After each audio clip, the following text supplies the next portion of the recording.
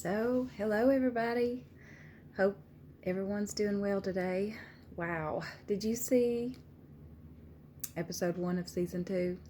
Hopefully you did if you're watching this video. There's a lot in it. When it first began, I guess as any season opener would, it might start off just a little bit slow. You had to kind of watch it closely to try to see what they were doing, but you end up with the realization that the writing on this is just as in all the other episodes in season 1 was just brilliant. I think it was very spirit led. So all I can say is, just first thoughts was when John was trying to I guess you might say, question or interview all the disciples on what their first interactions and meeting with Jesus was, and how that came about. And each experience, even though he was there, he wanted to recapture their perspective on it. So that was interesting, and you had some humor interjected when Peter and Andrew was there, and when Peter said John ate a new bug. So I like that they mix a little humor in there on that. I made some notes on the episode actually. So I'm trying to refer to some of the notes because there's just so much that was in it that we could talk about. But just on the thought of how John was questioning them, how they met Jesus. Each of us has a unique experience, all our own, of when we first met Jesus, and that becomes our testimony. So he was pretty much asking them, I think, their testimony, and our testimony carries great influence and power with it. So I think that's important for us to do whenever possible, is to share our testimony. We also glean from this that James would have just been recently put to death during this segment. It's actually opens up, fast forwarding to when the disciples were older and after Jesus's resurrection, crucifixion, resurrection, ascension, and after the early church, the persecution some of them were going through. James had been murdered already, put to death, because in the scene, Mary brings that up to John, that you should be grieving for your brother. So I gleaned from that's the era they were trying to pin this in the storyline. So we also get a glimpse of Mary as John's mother. On the cross, Jesus had pretty much entrusted John with her care, and so we see that, and we see the depiction of her just interacting with him as she would her son, her natural biological son. She was just being a mother to John and concerned about him. I love that they had the rain and the storm through the window coming, and John was trying to come up with how to introduce Jesus in the gospel he was writing, and how that he was discussing that he wanted to go back to the beginning. And if you'll notice in John's writings, it opens up differently than all the other Gospels do. Matthew records the genealogy and then goes into the birth of Christ. Mark starts out basically, at the beginning of Jesus's ministry. He goes into then, at the time of John the Baptist, and then Jesus coming on the scene. And then we have Luke, his account, the physician, and how that he goes into a lot of detail on Jesus's birth. But when we come to John starts out very uniquely. In the beginning was the Word, and the Word was with God, and the Word was God, and the Word was made flesh and dwelt among us. So this beginning of the episode sort of takes you into when that was being, I guess, anguished over in spirit by John, or how John might have came to be inspired to begin the book of John the way he did. So that's brilliant writing, I think. Again, it's it's part of their storyline, how they chose to introduce that, but I thought that was really, really brilliant how they did that. So you get a glimpse of, again, when him and Mary's looking out the window, and she makes a comment like, "I always think of you two," when she heard the thunder, she said, "It always makes me think of you two," which she was talking about James and John, and Jesus calling them the sons of thunder. And in the episode, then we see John reminiscing back, to when they first started following Jesus, is sort of where we left off season one. After the woman at the well, and she's going back into the city to tell everybody. So it resumes there then, which is, again, brilliant the way they led that into the writing. And we see some of the interaction with Jesus and James and John, and just kind of how he had to deal with some of their pride,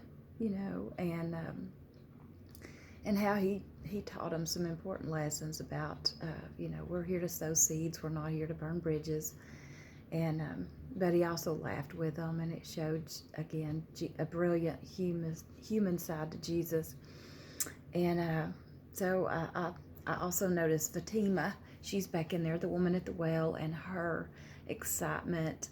She's just totally been transformed from this woman who was rejected by society and everyone, who avoided everyone because of her lifestyle, to a woman set free, redeemed, unashamed, a disciple for Jesus, telling everybody, testifying. Just wonderful, beautiful, almost giddy transformation of her, and her interactions with others. And so also the disciples, their characters, they all had different characteristics and personalities. And being in close quarters, traveling together, that mixed bunch would have had, their personalities would have kind of clashed at times. And, just all predominantly male personalities, and it's just a natural thing. It's just going to happen. So it brings that to light. I like that about it, that you get sort of a glimpse into that. Probably there were probably times like that. And then it was also new to them. They still thought they had to protect him and all keep up with where he was. And then we see Jesus fixing a cart. He had skills as a carpenter, and we just see him jumping in there and not afraid to get his hands dirty. And he was the Son of God, but he's also the Son of Man. Gosh, there's just so much in that episode. The 90 and 9 being brought in, the scriptures, and then how they chose to bring in the parable of the Good Samaritan to life, along with intertwining it with the rescue of the one that had left the fold, the 99, and bringing that about, flipping it a little bit, flipping the script to focus on the robber that might have, been the one to inflict the wounds on the man that was left for dead. And just how that some people, and maybe you can relate to this in some part of your life, I know that I can, at some point in your life where you felt like you had maybe just stepped over the bounds of grace, and you just had done something too unforgivable, or just something that you couldn't forgive yourself for, that had haunted you, that you just feel unworthy to work for the Lord, or that you feel has hurt your influence to the point of, there's no point now, and all that's just a lie from Satan. And that's just part of our flesh also. Sometimes we're harder on ourselves than we would be on others. And God forgives us, and we have to forgive ourselves, and we have to accept his forgiveness, and know and believe that he wipes the slate clean when he forgives us. And so we see that he forgives this man. Well, he basically tells this man that he relieves his mind that the man that he robbed is okay, and he lived and he survived, and that God still had a place for him. He wanted him to go back to the sanctuary and to listen to the word being taught and find his place. He has a place. Jesus was telling him, you still have a place with me. You still have a place in God's kingdom, and you just need to overcome that and go back. And so a great call to repentance and a great picture of redemption, and that how God can redeem anything that we might deem unforgivable of our own selves in our lives. He can still use us. He still wants to, and he still will if you'll allow him to. So that's a great invitation. Later on, we see that the man does bring his family back in for the reading. We see the excitement and the great miracle the next morning of the man being healed, receiving his healing, and jumping up and down with excitement and the joy. And then how they portray Jesus waking up that morning with that ringing in his ears and knowing, excuse me, without even being there.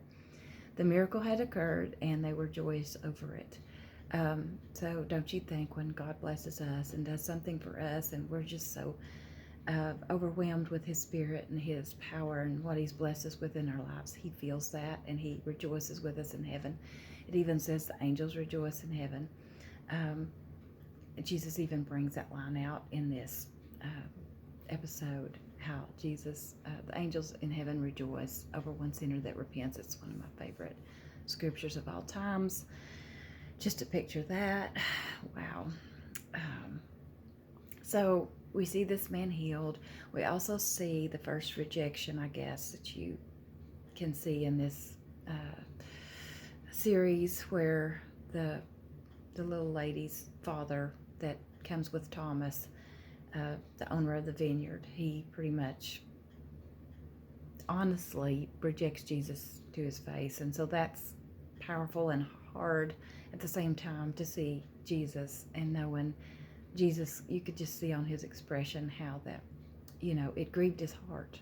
It grieved his heart. I know it grieved the girl's heart too. You could see it in her face, the conflict.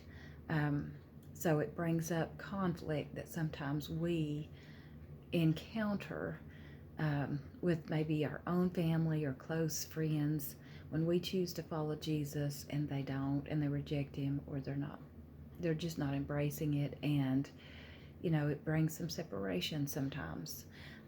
So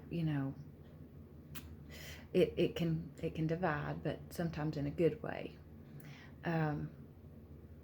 Hopefully by living the example that Jesus would have us to live by following him, then others could see that example and follow that. That would be our hope and prayer.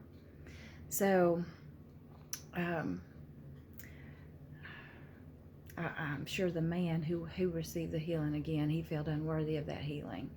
But still, even one of the disciples said, he said, you weren't even there and the healing took place. So, and Jesus doesn't have to be physically with us today for us to receive miracles and healing and salvation. Of course, we embrace that by faith. So that's just another little nugget. And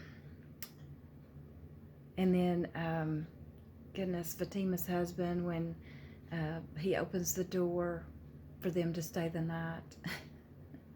And the humor of them standing outside, is this the place? And then when the man opens the door, actually opens the door to the inn, he says, one of the upper rooms is haunted by my grandmother. And Jesus said, I want that room. So, and of course, Jesus said, don't worry to the disciples, it's not haunted. But I like that. And then the beauty of how they chose to bring out, again, how John was inspired. The very ending of that, the part where John is listening to Jesus read that scroll, about the beginning of all things. And with tears streaming down his face was just a beautiful, beautiful thing. So awesome. Anyway, that's just a few thoughts I gleaned from it.